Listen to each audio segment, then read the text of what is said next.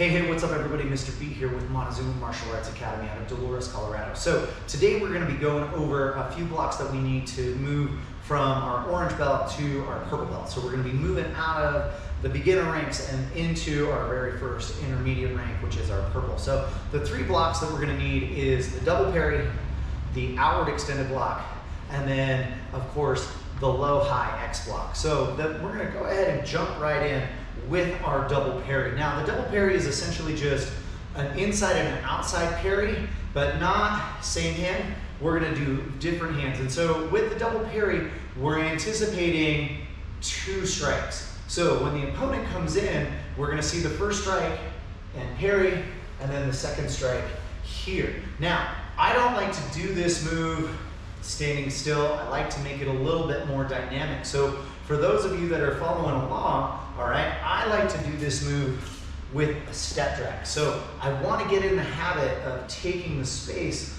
of my opponent. So as the punches come in, 1, 2, you'll also notice that I'm taking a little bit of an angle here. So I'm not moving straight in on 12 o'clock. I'm really more coming over here to 1 o'clock. And that is an effort to anticipate that second punch. So say it's a right left, all right? So there's my right. If that punch is coming from that side, okay, I'm moving towards that punch. So I need to be able to beat it to the outside, all right? And so I want to be able to move on this 1 o'clock instead of just 12 o'clock and having to depend on my hand making a bigger motion. I want to let my body be a part of that. So inside parry to start, all right? Here. Then as I move and my back foot goes to catch up, there's my second parry, all right? And I like the double parry for a number of reasons. It's great for 1, 2 strikes. It's also great for 1 strike. But what we're training here is learning how to keep this second hand up and always connected to my opponent. I'm working on a sticky idea here of sticking to them so that they can give me some feedback about where they're going and what they're doing. But as I move, there's my first step, there's my inside parry, and then as I catch up, there's my outside parry. So 1, 2, and again, you'll notice I'm moving out straight and then slightly redirecting here. Okay, there's my redirection, straight, redirection, and I'm moving that body off the fight line here, okay? I don't want to stay here when somebody is punching on this line. I want to go ahead and step off, and I don't want to step off without moving my hands. 1, 2. Now, the outward extended block is the same thing, but we're trying really hard to stay inside. So where the double parry is really effective at moving to the outside or the back side or even the weak side of the opponent, our outward extended block is a much more brave kind of block in the fact that we're gonna stay head on to our opponent and we're gonna attack the front side. So we couldn't get to that, but we're gonna go ahead and move in. Now your outward extended block is gonna be like an outward block, but you're gonna turn your fingers out and away, okay? And what this is gonna do is this is just gonna create a nice big shield here for you to get behind, okay? And don't just put the block out. You wanna move in, and again, I'm not moving on 12 o'clock. I'm moving on 1 o'clock here. Boom, getting inside. Now, the biggest mistake that people make with blocks is they think that they wanna block the arm, all right? These more intermediate blocks, okay, we're attacking the source of power. So when I'm doing an outward extended block, my target is my opponent's shoulder. So when I move it in, boom, I'm trying to put this forearm right here on their shoulder because eventually what I'm gonna do is I'm gonna drop and I'm either gonna grab or just kind of hook that shoulder like so to kind of carry it down. So my outward extended block is really a 2-part. 1, 2, and I drop. 1, 2, okay? 1, 2, one more time. 1, 2, and I'm working that step drag. Now, finally, we have our X blocks, our low and our high X block. And how we work our X block is to really encourage some athleticism in our legs, all right?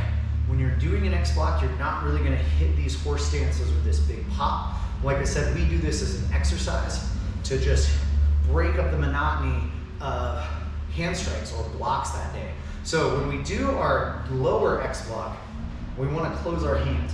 And generally when we're closing our hands, the reason why we close our hands is because we're dealing with a big strike, like a knee or a front snap kick, but something to do with those legs. And what I want to try and avoid doing is trying to jam up my fingers. And so when I X block low, boom, you'll see me always keep those fingers in tight so that I don't accidentally injure my fingers. So when we show our X block, we drop into our big deep horse, and then when we show our X block high, we're gonna drop up. Now, a lot of X blocks you'll see right here on the wrist.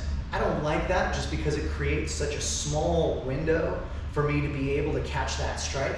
I like to be more on the middle forearm and just create a much larger V for those strikes to come into. I'm still gonna open hand, but what I wanna be able to do is keep those open and available for me to clamp around a strike or a knife or whatever it is that I feel like I need to be blocking here. And so again, we show out of a deep horse stance and into a pop. So we're really doing kind of like a squat jump here.